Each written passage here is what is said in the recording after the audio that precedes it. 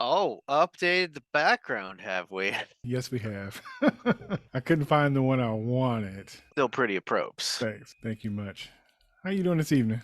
Otay, not exhausted Okay. somehow. And Okay. my neck has straightened itself out finally Oh, after a few days of trying to zig and zag. That's always fun. well, I'm glad it worked out. I know we said an hour. Good fucking luck, dude. We got 2 episodes to cover. But they go along well together. Like I said, the pace of this show is, in a different show, 4 and 5 would have been one episode. Oh yeah. Yeah. Both 4 and 5 were somewhat longer episodes. Yeah, Like but it was I less know going I on. know there's I know there's like, I don't know, 2 minutes, 2 to 3 minutes at the beginning of recap and the intro, and I then don't like mind that. 5, 6 minutes at the end. But Yeah. like going off of sort of old hour-long network shows, which was like without commercials, like 42, Hmm. 43 minutes, like Right. it's hitting that mark, I think, Yeah, for yeah. both these episodes. And apparently I saw a thing saying like episode 6 would be even longer. Interesting. So, huh? I don't know. It was funny because I was trying to guess the hookup. I was gonna see if I will get you to skip work early today because I was gonna try to work out early tickets to go see it in the theater. I, Oh I man, couldn't work it out, but I was gonna be I like, "You're cutting work today." I saw that thing about like episode 5 they're gonna put in theaters, and I was Yeah, like, that can't be real. yeah, that's Like real. And I was going. I like was I was and trying then to I work it saw out. the second article about it and I was like, is this Yeah, fucking real? I yeah. was I like, do was. they think it's that big? And it's like, okay, I get it now. I get why they thought they Yeah, could pull people into the theaters for this one and episode. And the thing is, it's also a publicity stunt, and then it's also probably to rally the people to watch the show. And then Mm-hmm. also it's free, so it wasn't like they were charging anybody money. It's Really? yes, it's time. It was always That's time, wow. and that's why I was trying to put it in a lottery so I could get 2 tickets so we could go. And I was going to surprise you, but I couldn't work it out. But I was Oh man, that trying. would have been So dope. so if they do it again before the show is over, like maybe the last episode, last 2 episodes or something like that. Then I'll see if I can get it for next time. But that was going. I was going to try to hook you up. I remember, geez, it's maybe 10 years ago now. Oh. They Time. were doing the 50th anniversary episode of Doctor Who. And Mm-hmm. they were gonna stream it, online and everything else. But they also like they put it out in theaters day of, Okay. like across the country. And I managed to go see it, and wow. Yeah. Like there's a few sort of theater experiences where one, whatever the story is, whatever the movie is, like it's done really well, and it has fuck yeah moments where Yeah. like it's one thing if you're watching at home, you're like, oh cool. But like when you're watching it in a crowd, Yeah. Makes all the oh fuck, like the Yeah. whole place just can explode sometimes Yeah. with the Yeah. amount of sort of excitement and stuff. Like I'm thinking now like Marvel's Endgame, like Yeah. And it's funny, and that's a good example that you use for that because I was about to say, even with those kind of situations that I went to, that was like almost a show, like a TV show viewing that they had going on. mhm. Like I would say, it was almost like a stronger energy and stronger fandom, just because you actually spend more hours with a show than you would a movie. Yeah. So whatever number of movies you saw, because like the closest thing would have been Endgames, because there's so many back-to-back connected Uh-huh. stories that you would have lived with for years, just like it would be for a TV show, and you really have Yeah. those people in your lives all the time, weekly, if not more. I remember seeing Buffy the Vampire Slayer season finale at the Parkway in Oakland. So like the series finale, like all the Yeah, very last yeah, the episode. series, yeah, series Dude, finale. And when my coworker, anyone going there is gonna be a diehard Buffy yes, fan. yes, yes, yes. And we were all watching it together. And one of my coworkers, she was into Buffy too. And I say, I'm gonna go see Buffy. Want to go? She's like, yeah, I'll go. And it was it was like watching with family, and everybody sitting up there just kind of laughing at the right stuff and oohing and on at the right stuff, getting choked up at the right parts and stuff. It was a real nice experience, and it was just like, yeah, it was really special. So when they do stuff like that, it's yeah, it's a good thing to take part in. It's like I, it's like Comic Con or WonderCon. You're there with your right. folks. I would imagine if anyone managed to go to this episode 5 screening, Hmm. like clearly they're gonna be a diehard Star Wars fan, but Yeah. I feel like really the big payoff is unlike I would say most of the rest of the Ahsoka series, which is like they're bringing back a lot of Rebel stuff. Yeah, This yeah, is like 100% Clone Wars, yeah, 100% Clone Wars, yeah, and so I hope that the Clone Wars animated show diehard fans like maxed out on that lottery and got in there. yeah. I thought it was really So, cool. an aside, so we were at Comic Con one year with my buddy Esteban. Mm-hmm. It's just like him, me, and like one other person, I can't remember, but we got in to see, they were showing a bunch of previews for movies, Mm-hmm. right? New trailers that were coming out. And how not House on Haunted Hill. It's like it was a video game adaptation. It's the one with Pyramid Head, right? Resident It's one of Evil.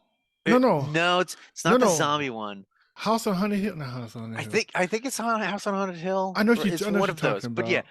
Pyramid Head is the big bad guy, right? And Yeah. it's one of those sort of like, oh God, what horrible things have we unlocked? Blah blah blah. And so in the trailer, I don't know if this made it in the final trailer, but there's just a moment where like Pyramid Head shows up and everyone's like, "Oh shit, run!" Like I think it was actually like a scene Mm-hmm. from the movie, and he grabs someone, yanks them up like above his head, and then just reaches up with his other hand and just in one move like strips all the skin off the body in one go, and Oh. like the blood splatters on the screen, and it's like you could hear a pin drop except for my buddy Esteban next to me, who's like, fuck yeah. You could hear it throughout the entire auditorium. Wildly inappropriate. And you can just hear people cracking up. That's crazy. Oh, Sound like it like was a 20 years moment. later, 20 years later, I still crystallize in my mind. That definitely sound like a moment. All right. All right. So 5, 4, 3, 2.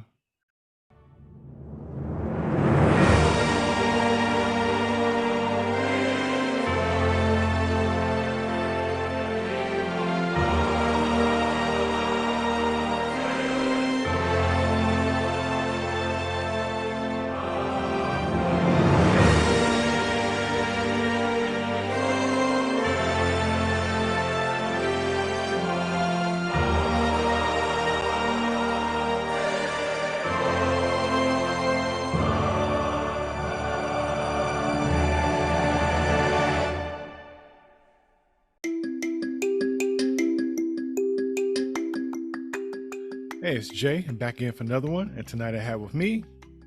Uh, Ryan, from a long line of unconventional, problematic masters. Let's put it that way. What's good, man? What's good? Episode 4 and 5. I think right. is the short answer to that. That would be correct. Real quick, what's been up with you these past couple of weeks? Huh. Let's see. My neck went out of alignment multiple times. So at least I'm not leading with "and I'm tired." I was waiting. I got something new in there. I mean, I was also tired at various points, but yeah, That's not the problem of today.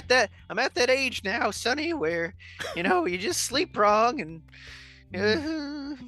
So, Ain't that something? Back in the day, you used to have to get punched in the face or walk into a wall or man, it fall wasn't off even a sleeping dirt wrong. bike I sat wrong in a meeting. Oh wow! I sat down for a like 45-minute meeting, and by the end of it, I was like, "Why is my neck yelling at me?" So yeah, I got to say hi to my chiropractor a few times, and put some ice packs on. But geez, other things, nice things. Man, humans are not really built for remembering the nice things very well. I get it. It's I guess maybe because they're so far and few, depending on what's going on. Yeah. When it's good, it's good. When it's we're built to remember the bad things, so we avoid them. Exactly. And how are things with you, aside from your eyes melting? Man, I'm in front of a screen all day, and then I'm on a screen when I get home, and then movie screen as often as possible. and always watching the TV screen as much as possible. So I think all that's catching up. I think staying up late is catching up. But then a factor that I think I figured out what it was, because I felt better today, was realizing that I think my allergies was a factor as well. Oh. And I wasn't even tripping off of it because I wasn't sneezing, so I had no other kind of symptoms, because usually I'm sneezing and everything all the time. So since that wasn't happening, I was assuming I wasn't having any issues with allergies. So I had the bright idea yesterday to like, let me go pick up some Claritin D and see if that makes a difference. And I took that this morning, and I'm like, I have some issues with my eyes, but not as bad as it's been as of lately. So I think that's what it probably was. But I will be honest, me going back to bed and closing my eyes and resting some more, I did feel better. But I think the underlying issue is probably my allergies. So Well, one of those kind of things. I mean, in theory, you can get more sleep. In theory. Yeah, I'm sure I do need it, and I gotta do better with that. So, but we'll see. Fingers crossed. But other than that, it's all good. Before we know it, man, it's gonna be October, so it's going to have to be some costume buying time. Actually, buying costumes now is the time to do it if you want to get something that you actually want. I was just thinking that we got a spirit that always opens up in the shopping center 2 blocks away in the same spot. And like, okay, if we're gonna get the kiddo an outfit, we probably need to go now. Yeah. So it might just be for some pictures. We did some pictures last year. We'll go and get him an outfit. We could do some pictures this year. Gotta do it, man. Cute, because he is very cute. You gotta take advantage of it. But I can't tell you. Well, I guess they can tell you no, but why they can't do anything about it. So this has been the amazing thing. Like, his vocabulary is like expanding. Like, certainly no issues there. But we've been surprised that he's like, what, 2 and 4 months, something like that. Wow. And I think just started using no. Like yesterday. Like, like, he has opinions on, stuff he doesn't want to do. Right. But it's usually like a physical, like, pulling away from, a food or a toothbrush or whatever it is. Or side eye or a shrug. But I think that was the first time I heard him say no. And I was like, oh boy, here we go. One of many. So that'll be fun. Yeah, but you'll work it out. And plus, he's a cute kid. So, that goes a long way. All right. So let's dig into this. So we got episode 4, Fallen Jedi. And it's directed by Peter Ramsen, Ramsen. Not Steph Green. Hey, I didn't catch it either. But yeah, so we got Peter who directed this Talking episode. About Buffy and all. Right, exactly. And this is one of those kind of episodes that I feel, and we spoke about it before, is that I feel like it could have been attached to episode 5. They lend to each other highly. This was the episode where they landed, they're working on a ship, they get attacked. It's more of them trying to work it out. Ahsoka and Sabine kind of working out their issues slightly, and Sabine is working with her armor, kind of getting everything kind of pulled together. They're gonna check out the world and see what's going on with it, and they're trying to get the bad guy. So it's all this different stuff that's kind of going on. And you got the robot out there, and the robot name is Hu Yang. And so he's a trip. The personality and everything it's a trip, especially with like blinking eyes and stuff. It's very interesting. He's a very interesting droid. I haven't seen anything quite like him, and it's kind of fun. It's always one of the things. It's like the droids are always the things that almost stands out on all these shows, and I think it's pretty cool that they're finding different ways and different introductions of different droids, and you still finding connections to them. You know what I mean? I haven't really saw a droid in the show that I haven't really liked yet. Like, they might get on your nerves, but they have some kind of redeeming qualities to them, and I think it's pretty neat how they always seem to find a new way to express. There's enough personality there. Yes. Right? He probably is a personality. C-3PO is like a little bit annoying, but he's still like, there's still a person there. Yeah. And it is kind of trippy with Hu Yang to remember that he is as old, if not older, than Yoda, and like just the number of Jedi that he's seen grow up and for like a bunch of them, he's probably been around when he learned that they died, right?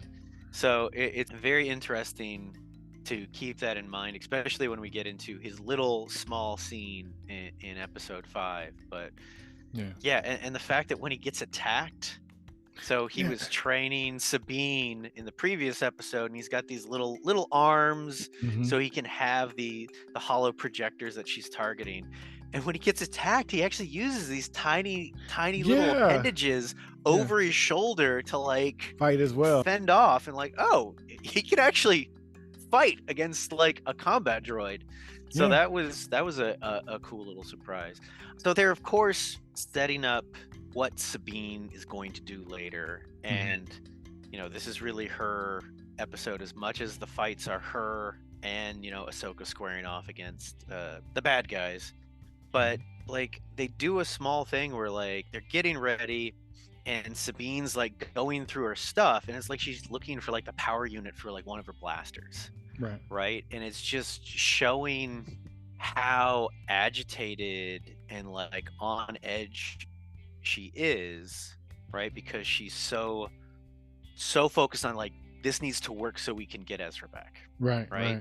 And that's not on the surface of like she's saying that, but it's like Ahsoka's the more calm one, and just like, here's the thing over here, and it's like that's the clear hint to Ahsoka, like, oh, can I count on you, right? That becomes the whole setup for like, can I count on you to do the right thing, which is to not put your needs and your feelings about getting Ezra back in front of, we got to stop Thrawn from coming back at all costs, right? Yeah, because she straight up asked her, which I was kind of surprised, like, wow. And of course, like, I don't think anyone's like, because Sabine, like, no, yeah, it'll be fine.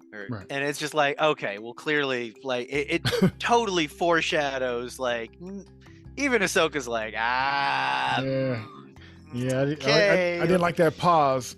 Right? Because I think she also said, like, it won't come to that, right? Sabine doesn't want to face that possibility because she can't, right? And as it comes down to it, she can't put, you know, blocking Thrawn from coming back above getting Ezra back. So like, and it's, I'd almost say it's just like storytelling 101 of like, you foreshadow big choices so that when it happens in the moment, you don't have to have like, let's have a flashback to explain why she made this strange choice that seems you know, out of character. But if you just lay a couple breadcrumbs, it's like, oh, okay, so it have to be so left field.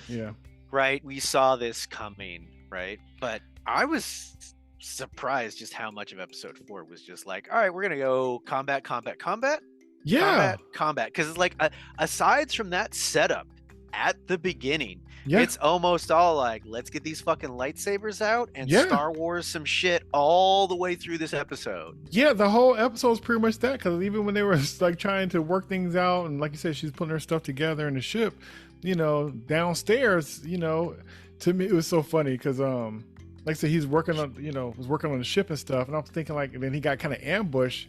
It was funny because they kind of had like the side view, and it was kind of pulled away a little bit, a side shot of them fighting, and I was like, this is just like rocket socket robots. Pink, pink, pink, pink, pink, rocket socket robots. It was just so funny, just like, but it was cool.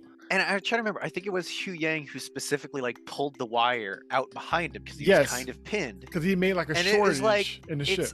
That is a great example of a character doing a lateral move. Right? That shows some actual thought. And it's only because Hu Yang and Ahsoka know each other well enough. And she's like, no, he doesn't fuck up like that. Something's wrong. Let's go. And her and Sabine come rolling out. That was some real shorthand of a relationship. It's like, that robot does not fuck up. Something's wrong. So he made it worse. He wouldn't make it worse. So they knew that was a warning. I thought that was really dope too. And so they go out there and they're battling, and it gets to a point where Ahsoka, she splits off and fights with Snake Eyes or Morok. Well, before they split off, so they fend off the first round of goons. Right. And then Hu Yang is like, stick together. You two are better together. right? Which Which, comes back in episode 5. yeah. And of course, like the second they run into Shin and Morak, like they're like splitsies. Right, And, right. and the funny thing is, like, so Sabine is doing her blasters. She pulls out her blasters and starts shooting at Shin, Yeah. as she would. Yeah. And Shin is just like, we're gonna run over here. Yeah. Instead of just like, no, I'm just gonna fight you right here. Right here. Right. Yeah. Like, I know how to dodge blasters. Like, maybe I need to hide behind a tree a little bit. But it allows the characters to get split up. And then they go and have their separate fights. I thought it was interesting that she was embracing her Mandalorian. I thought that was kind of interesting, especially because all this other stuff with her trying to learn the lightsaber and all this kind of stuff. Well, I guess because she's going to battle, she's going to stick with what she's strong at then, right? As far as like with the the pistol and all that. Right, it's what she's familiar with, what she's comfortable with. Like, and she already got beat by Shin with lightsabers. It's like maybe that's not my first move. Right. And I do like how in her fight we finally get to that bit where we see it in the trailer and Shin's like, you have no power, and Sabine's like trying to do a force push and Shin's like, man, yeah, you ain't got it. And so then she just flicks her wrist and like launches her wrist rockets at her. Right. And she's like, whoa, I don't want that smoke. Right. And then throws a smoke bomb and disappears. And I was like, nice. Yeah, nice. She pulled a Batman. Pulled a Batman. I was like, that's a solid move. But yeah, Sabine didn't try to be someone that she's not. Right. So she's like, all right, this is not working. I'll just fucking use my Mandalorian training. Like, why?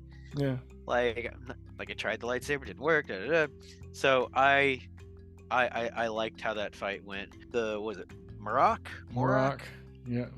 And that fight with Ahsoka. I do have to turn my sword brain off sometimes. I wanted to ask you about that because as much as I thought it was dope, I couldn't tell if they pulled away to a wide shot so they could cover up something, because I almost didn't understand the finishing move. So I have to ask Ryan. The wide shot's not the quibble that I had with any of the fighting in episode 4 or even in episode 5. That I took as a direct homage to like samurai films. I figured that. Right, I'm just saying, I just wish I would have saw it closer because I wanted to see the detail. That's sort of a classic thing is they both sort of get in their ready pose, right, and then they close and engage, right? And a lot of times it's one hit dead. Right. I think that is an homage. I think I'd have to go back. I watched episode 4 once. I watched episode 5 the second time today. And I don't know if in 4, but definitely in 5, I felt like the music was just so much sort of Japanese samurai soundtrack influenced. Like, it was still Star Wars. It was like, it sounded like a samurai soundtrack.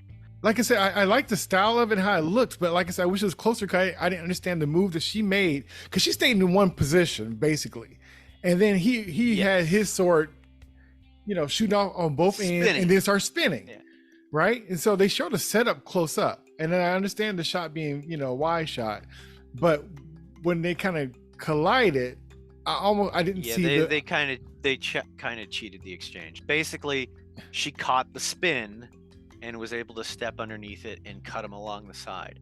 So I couldn't make that out from the wide shot. Her blades sort of up over her head. Yep. And so presumably, instead of coming down to engage, which would put her on top of one of the blades, she just drops it underneath whichever side is spinning downward to catch and stop the spin. And then she just moves her blade across his midsection and steps past the cut. They should have showed that close up. That would have been dope. Okay. There's a lot of talk about like this episode having some great lightsaber stuff, and I don't disagree with that. And episode 5 certainly, but I don't think it's necessarily like the best lightsaber fight in Star Wars.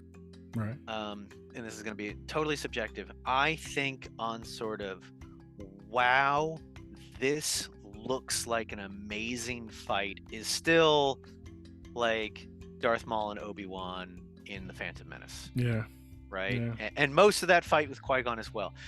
there's more longer wide shots, right? Mm-hmm. There's a, there's still some, but less sort of like turning my back to my opponent, spin move, blah blah blah. Right. But you can just see more continuous move, move, move, move, move, move, move, move, move, cut to a new angle, Right. which is hard to do for actors. It's hard to do for the stunt people because you just have to do more of the moves correctly, right? It has to be set up so that it works with the camera angle, all that sort of stuff. It's harder to do longer sequences Right. as opposed to move, move, move, cut, move, move, move, move, cut, move, move, move, cut, move, cut, right? It Mm-hmm. faster the cuts, the more intense it seems. But Right. for someone who wants to see what's happening, it doesn't work as well. Like it almost showed you how this wasn't going to be a regular fight. It almost sets up like how you're going to get through this. And so to kind of Yes. rob you from that setup, if he had a regular lightsaber, then you would have known, like, yeah, she got to him first. But it almost like, here's a wall, and then it's far away, and then you see the car got through it. And you're like, wait a minute, how did the car get past that? Here's the And not to stick on that, but I just thought it was kind of interesting because I really like the setup, and it's just funny how it just bypassed the setup for me after they kind of showed how, like, she can't get through this. What's she gonna do? And she, like I said, she had her high pose and all that, and it's just like, huh. Yeah, it's tricky because it's like there's moves that they could have shown that again are not super complicated because she just has to. I think if she's facing him, I think his blades were spinning clockwise, right? So they're coming down on her right side, they're going up on the left side. So she can either go over his blade on the left and push it down as it's coming up, or she can come underneath it on the right. And considering she passes by on his right, so she moves to her left past him to cut him on his right side, she would have to drop the tip of her blade down and forward to catch at it on his left, her right, where it's coming down. So she's underneath his blade, and then she can just push him up and slide underneath the other side of his lightsaber and cut him through the right. But they didn't. But it doesn't show it, right? No, it's just because there's the aftermath of it. But see the aftermath, which again is an homage. Yeah. Right? Of like, boom, it happens and they're dead. Because right? you almost don't know how bad the hit is, and then after it's a pause, you notice the strike, and then they fall out. So so they had that kind of thing too, which is really cool. I'm gonna try and get names right. There's a particular Akira Kurosawa film with Toshiro Mifune, who's, they did collaborations for years, and like he was in the original film, Hidden Fortress that George Lucas like directly used as inspiration for Star Wars, blah, blah, blah. But there's another set of films that he did that directly inspired like The Good, the Bad, and the Ugly, Fistful of Dollars. Like they are inspired off of Sanjuro and Yojimbo. And at the end of one of those, the protagonist sort of adversary, who's kind of a samurai Ronin person who does have some actual honor, but he just ended up with like some shitty people to work with. Like they have a final confrontation, and they're like 2 feet from each other, and they just stare down, and it plays out for like, I don't know, 10 seconds. It feels like forever. And then boom, they just move. And you almost like, I've had to rewatch it multiple times. And the thing is, you can actually see the actors doing the action, right? Of the adversary pulls and draws up above his head, and the Ronin just short draws his blade and steps underneath his arms and cuts him right through the side. And so it's very evocative of that, of bam, you don't even see it, right? And ironically, that scene, because they set up a blood splatter to come out of this guy's chest, it malfunctioned and it they pumped it too hard, and so instead of just like a gurgle of blood, it fountained out of his chest. Like Kill Bill. Right? Like, well, that's the thing. That is the scene that started that trend in anime and other Japanese film of just like a geyser of blood. Yeah, and it was totally an accident. But it like, so I feel like that whole thing of like, she just moves and he's dead. Yeah. Right? Is an homage to that. So for those of us like, oh, I wanted to see the move. It's an homage. Like, is that what I sounded like? No. No, because like I too, like I sometimes am like wanting to see the moves better. I mean, like I said, it's just because they set it up. Jeff, like he's done HEMA with me. He's done martial arts for years and stuff, like Olympic style fencing. And like we'd watch it, and I was like, one of the things that would just change the tension in the fight is just seeing a character flinch away, realize, oh, I'm about to, right?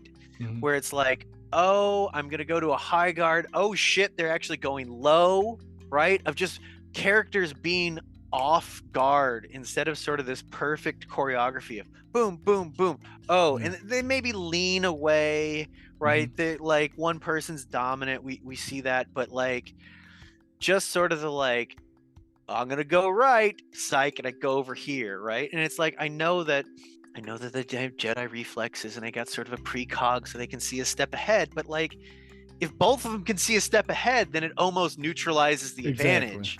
Right. So it's just like it still comes down to rock, paper, scissors. Here we go. Can I get you to think I'm throwing rock, but I'm gonna throw scissors instead, right? And it's like that sort of dynamic fighting makes it feel like a fight where like these people are trying to like get them to make the wrong move so they can do what they want. Like it feels way more scary because like both sides are like, oh shit, fucking god, ooh, don't want it, nope, I got you, right? Instead of just like hoo ha ha ha hoo ha ha. Right, it's just a dance. And that's right, it's just like a dance. And like going back to like, I thought, Obi-Wan and Darth Maul was like a really great fight. It suffers from that same problem. Like from the most part, it's just like 1, 2, 3, 4, 5, 6, jump 6, 7, 8, right? It's like that. And that's just like for most people, like that don't see sword fights in that way. And like I think a lot more people, because they're more familiar with like boxing and MMA, could like if they looked at like, that's why it's harder I think to do like I want to say like the Apollo movies and the Rocky movies and like boxing movies. You expect more of this like the head fake and the sidestep and like you're playing speed chess, right? But that's just not sort of the style of Star Wars for the most part of like right? It's just not how it plays. And it's like, all right, well, whatever. There you go. Visual language of the show. Yeah. Or the series. So I will make one small quibble, and this is so fucking sword nerd. So Ahsoka, her primary lightsaber has the curved hilt, right? And so Dooku had a curved hilt because his was meant to be like a dueling saber. And so in actual, like, that's kind of a thing from like actual swordplay. But hers is a two-handed lightsaber.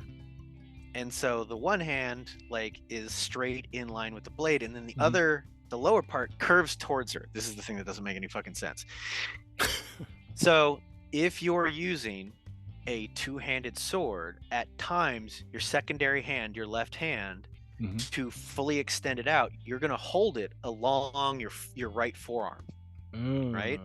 Yeah. But because that handle comes towards her forearm, she wouldn't be able to extend it fully out, right? Because just that angle in pops the blade a little bit back towards her, and it's just the dumbest quibble to fucking have. I know. I don't even think I even noticed that her. No, that's fair. I don't think I even noticed that it curved like that. So that's a good catch. Yeah, it's a totally nonsensical thing to give a shit about in a story about space wizards. Yeah. But like, yeah, what happened after? Oh well, the other thing is Yeah. she killed Merrick. We got a question Who answered. is he? It Yeah. doesn't matter. He's space dust, green space dust. Well, so remember that they've been saying with or Elizabeth. Oh God, I can never remember her name. The one Balin's working for. Yeah. The bad witch. The bad witch. Important. So she says she's descended from the Sisters of Dathomir, right? And they are the Night Sisters, and they are witches, right? They use the Force in an entirely different way, and one of the things they can do is they can reanimate people, right? And he was clearly one of her reanimated targets. Yeah. Right? So him not talking to anyone, like. But he did speak. He did? When? In the ship. When they were in the ship? Yep. When they were in the Starfighters? And that's why I thought, like, oh, maybe he really is somebody, because they have him speak. And I'm like, why did they give him a speaking part? I'm sure they did that just to kind of throw people off, because I thought he was doing too much. He had like a close-up. He was in the ship and he spoke. And I was thinking like, oh, he has a voice. That's interesting. And it sounded mechanical in a way, like his voice being changed or something. That's why I thought, oh, okay. Well, he's got like a voice box on his mask. Like a kind of a thing. So that's what I thought was kind of interesting. That's why I thought it was like a person. So when he got sliced, I was surprised that she did it. And I was thinking like, is he going to die or is he going to survive? You know, 'cause we got people surviving. But when he kind of split open and then it went, steampunk, and all this green dust started shooting out, and you can see even his arm kind of shrinking and everything, like the air got let out of the balloon. I'm like, he wow. Went skeletal immediately. Yeah. I said, okay, well, that's an answer. Yeah, that's a night system. So the thing will be, do they do any sort of callback to it, or is it just like, we don't care about him anymore? Like, is Morgan gonna be like, hey, where's so and so? And it's like, he's dead. Who gives a shit? Like, in my head, looking at this from sort of like a structural component of what these characters need to do and who needs to be where, and importantly, who can fight who. Because Ahsoka cannot fight Shin because she will win. Ahsoka, we need to put a fight into episode 2 where they're at the industrial shipyards. Shin's there, right? She's on the ship that comes and picks up Marek, but doesn't fight Shin. Because Shin's the apprentice. She would clearly just win, right? Marek kind of holds his own. He's kind of there just so Ahsoka has someone to fight and almost beat the first time and then beat the second time that isn't Balin and isn't Shin. I love how you broke that down, because that's really the truth of it. Yeah. We need a placeholder character that can allow us to have these action scenes, but we don't have to develop a character, right? But I will say Marek and Balin kind of took turns with her as far as being that person on her level that she could kind of have it out with. Because but the thing is that Marek is not on her level. The first fight lasts as long as it does because he's got the droids helping, and then once the droids are out of the way, it's like, I need to get out of here, right? And so it feels like in episode 4 that she has a longer fight with Merrick because we cut away to Shin and Sabine, but she fucking pwns him, right? She totally takes him down.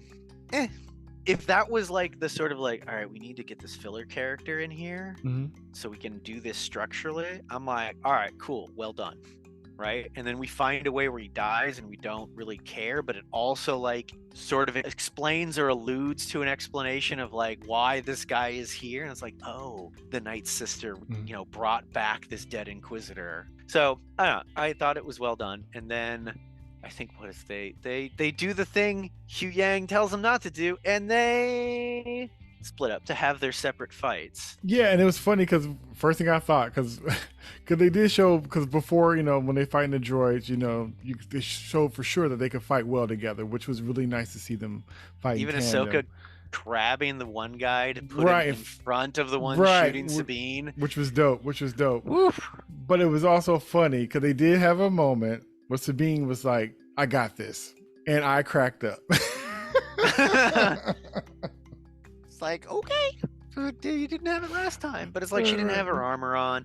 Yeah. There was an interesting bit going back to her fight with Shin. I actually had to like rewind it. It's one of, you know, they got to do the classic like we've locked blades and we're looking into each other's eyes thing. Right, which, right. Like I just got to turn off again sword fighting brain. You don't do that. Mhm. But so Shin had her lightsaber horizontal, and Sabine was one-handing her lightsaber in her right hand and sort of had her blade sort of towards the tip of Shin's, but she also had her Beskar bracer, her gauntlet on her left hand on the blade. So she's actually like doubling on the blade. So it's like, Shin's got both hands on it, but it's like, I got some leverage on you, bud. Like, yeah. But she told her she got it to go for the map. Right. But that's how she ended up getting into a lightsaber situation with Baylan. And I thought it was kind of interesting because he was talking about how he knew Anakin. Yeah, that was interesting. And then also mentioned her leaving because he was saying like, we knew him, and it goes with the title of the Fallen Jedi. Yeah, so it was interesting how that kind of tied into it. But he kind of knows the history of everything and what's going on with everything. And he says it to kind of throw her off, I'm assuming. But she kind of took it like a champ and really wasn't giving him the reaction that he probably wanted. Well, I really, it's a very small moment, but like he kind of pauses, and it's clearly like he's reading her mind, right? Oh, is that what that is? Oh yeah, yeah. Because she has like, this is not about my past. When it's like, as we see in episode 5, like, yeah, it fucking is. Like, he's picking up the tension that's going on underneath the surface for her that we don't realize the full extent of till the next episode. And he's trying to like throw that in her face, which is why he starts talking about Anakin. Yeah. And she's like, it's not about my goddamn past. And he's like, yeah, sure it is. Yeah, sure. Yeah, totally not about your past. Nope. You're totally past that. Aside from like the fight scene being pretty damn good, her and Baylan's fight scene, I think, worked pretty damn well. I'm now going to do my sword nerd quibbles again. And it's just such... One of them is like so fucking petty, and the other one is like, you have to like...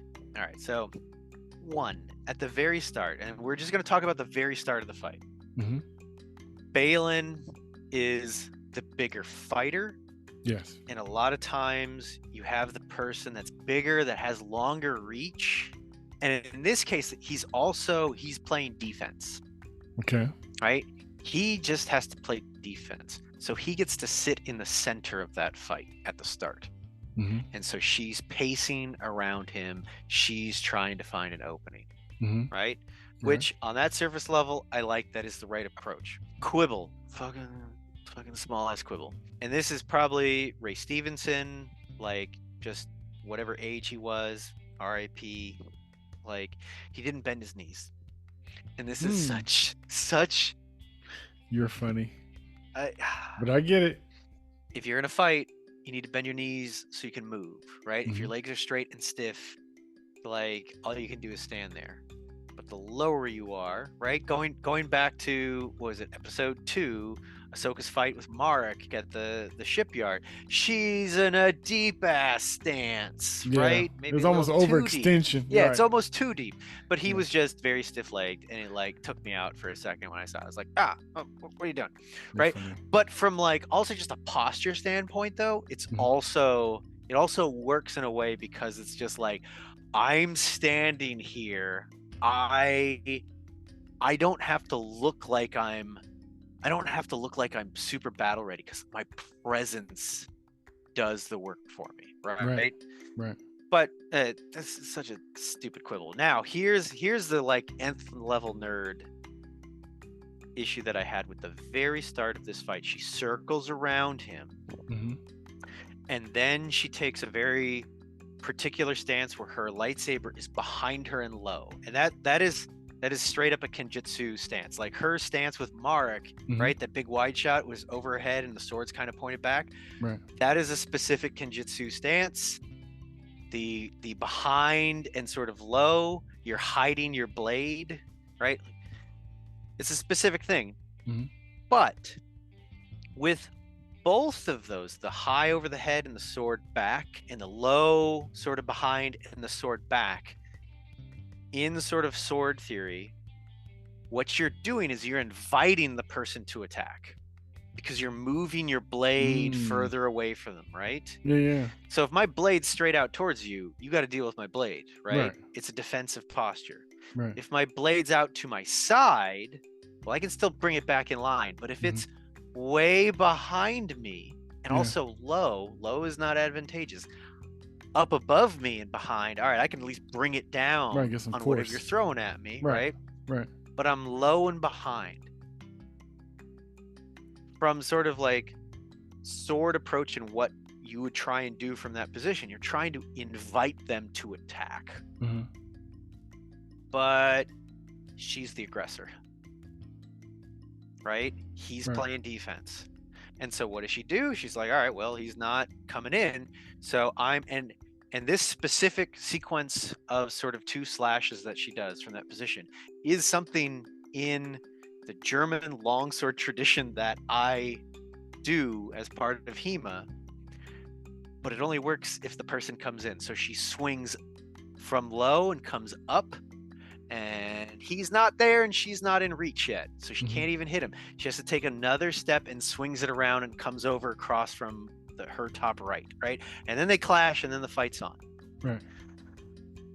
But the way that move works, at least in Meyer's tradition, is you invite them to fucking attack. You are out to the side and low, they come in, right, either in a thrust or an attack, and you swing up and clash their blade and knock it off, and then turn your blade back in and hit him at the opposite shoulder. It is a very specific move. There's I don't recall his name, but like there's a guy that does that at fucking tournaments. Wow. And so it's one of those things where it looks cool. That whole thing, boom, boom, and she attacks him, right? It looks cool, but there's no actual like strategy, tactic there. Total nerd rant. I am sorry, dear listener, that you had to experience that. You have no idea how nerdy the fucking HEMA sword people are. But beyond that, the rest of the fight really works. I'm still getting tired of like, I'm going to turn my back and do a spin move, and I'm going to kick you when I have the opportunity and opening. It's like, it's like, because anything short of like, I'm going to hit you with my sword, which will do a lot of damage.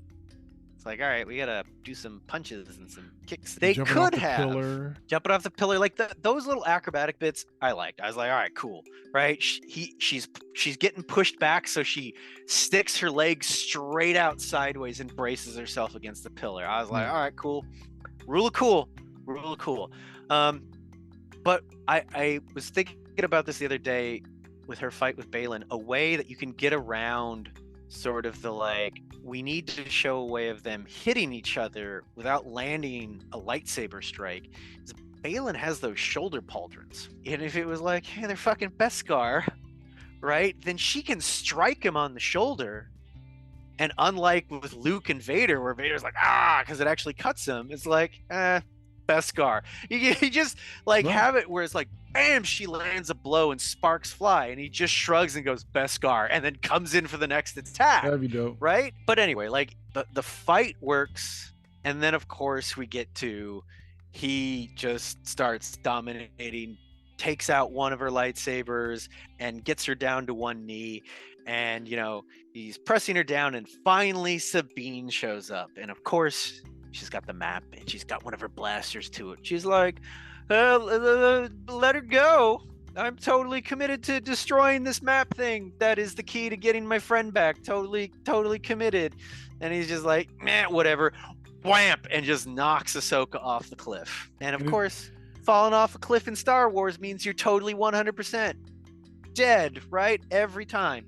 It's just like getting run through with a lightsaber, I was falling about to off a say. cliff, 100% fatal. Exactly, exactly. And it's funny because while all this is running, going for the map and all this other kind of stuff, you have the witch up there trying to get the Get the coordinates. coordinates. And so it's this on-off thing because at one point Ahsoka grabs the sphere with the map and it's like burning her hand, but she's trying to pull it off. It's a clever way of having the countdown, right? Yes, exactly. It's storytelling, like, ooh, we got a countdown, the clock's kicking down, and we cut to the readout of how complete the calculation is. And of course, Ahsoka gets there just before it's complete, which means, either she gets out of there with it and they never get the calculation, or Baylan gets it back and they finish the calculation. Right. And Sabine gives it to Baylan because he's like, hey, you give that to me, guess what you get? Go find your friend.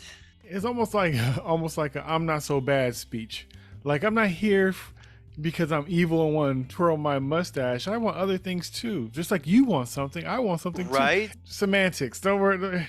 Who's bad? We all got different. We all want the same thing. We're just going about different ways of getting it, and we can work together. And I'll give you my word.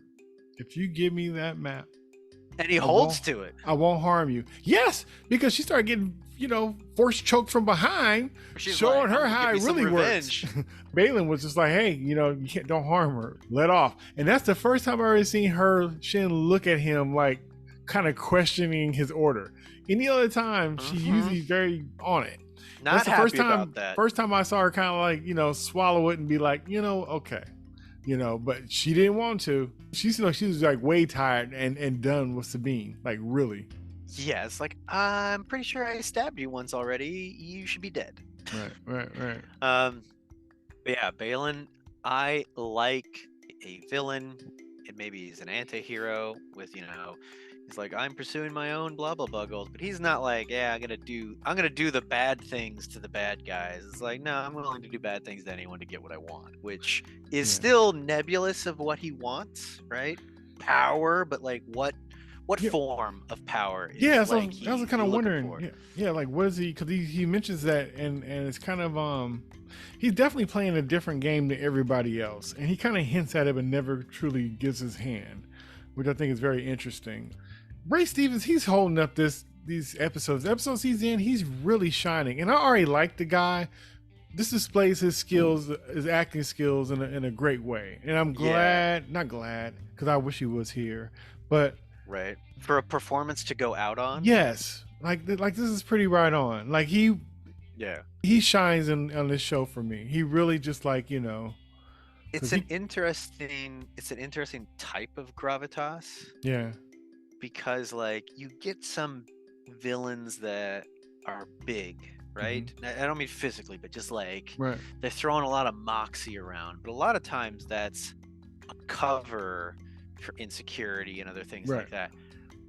Baylan doesn't feel like that type of psyche, right? Yeah. It feels like he's probably wounded, right, over what happened with the Jedi, Clone Wars and everything else. Yeah. And he's angry, but he's not unhinged. Yeah. Right? He is so collected. We haven't seen him get upset, worked up, right?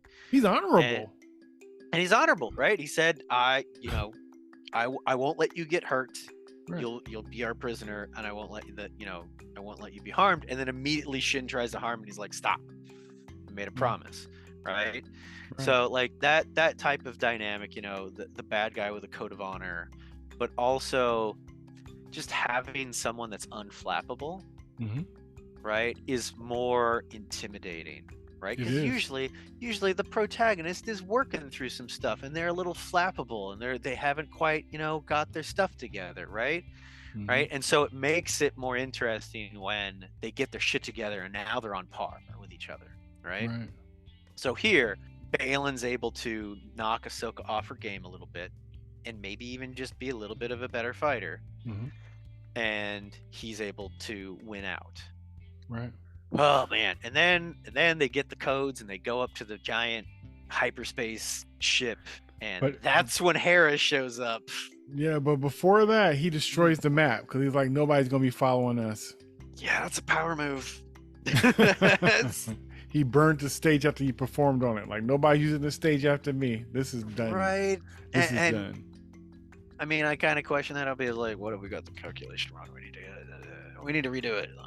Don't destroy it yet. But whatever. It's a finality to it, and it leaves something behind for Hera to find in episode 5, which is not good. Right, the destroyed map. But yeah, they jump up.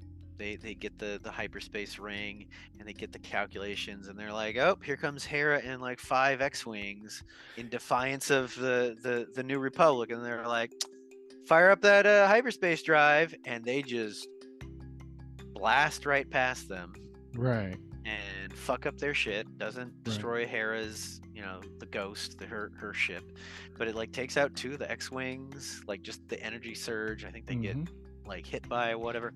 Yeah. So they're not in a good space, and then that's more or less, well, the last bit I think of episode 5 is they focus back down on the monoliths, and they focus on the ocean, the waves crashing, that don't see a body down there. Well, I guess you could be floating, it sort of cuts away or fades away to water, and then it's her sort of floating, and she wakes up in the world between worlds, which is something that came up in Rebels. And she's like, whoa, what's going on? And then it's like, wasn't expecting you so soon. Hey, Snips, and it's motherfucking Anakin Skywalker, Force Ghost. And my jaw hit the floor. You know what? I wasn't surprised. I kind of figured back when he was doing promos for like Obi-Wan, and people were like, "Are you going to show up in the Ahsoka show?" Oh, and like he did a very good job of like, like I saw a meme today of just like, So people were like, "Oh, I bet he's going to show up. I bet he's going to show up in the Ahsoka show." And those people, 100% right. I had no clue that he was showing up. I didn't see any spoilers whatsoever until I watched the episode, and I was like, holy shit. The only reason I kind of thought is because when she kind of woke up wherever she was, that's the only person I think that she could see that would matter, especially when it's all this incomplete. That would matter. Because it just got brought up. I mean, when she was fighting Balin, talking about her walking away and not being all the way trained. Well, just like with Sabine, they set up the question of, can I rely on you? And it's like, clearly no. Balin, in his strategy to fuck with her, brings up the thing that she's stuck on, and so that is also foreshadowing for what we get in episode 5. Right. Well, it was really cool, and it looked beautiful. It was interesting, like the de-aging that they did on him.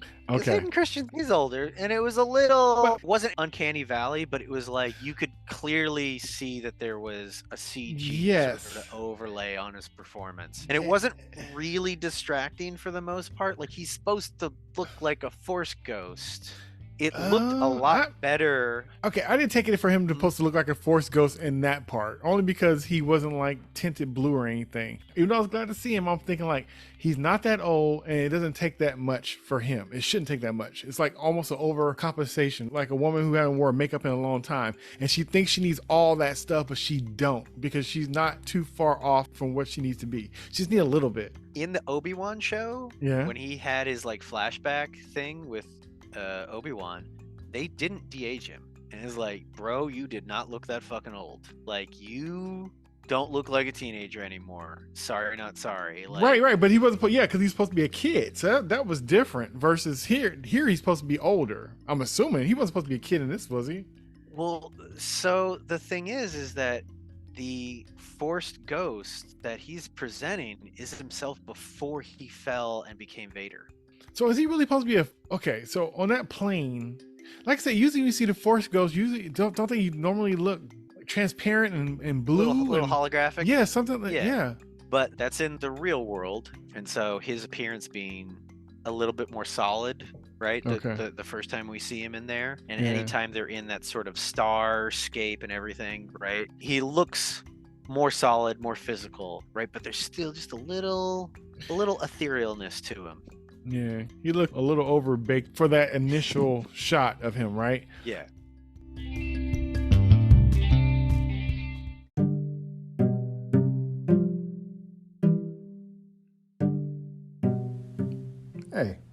this is Jay, and I hope you're enjoying the conversation so far. I just want to let you know that this conversation is part of a larger conversation that continues on the next episode. Thanks for listening.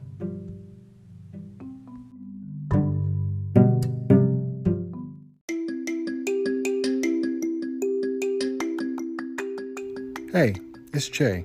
If you enjoyed my conversation with Ryan, please check out our episodes where we talked about the Book of Boba Fett, Spider-Man No Way Home, and the movie Batman.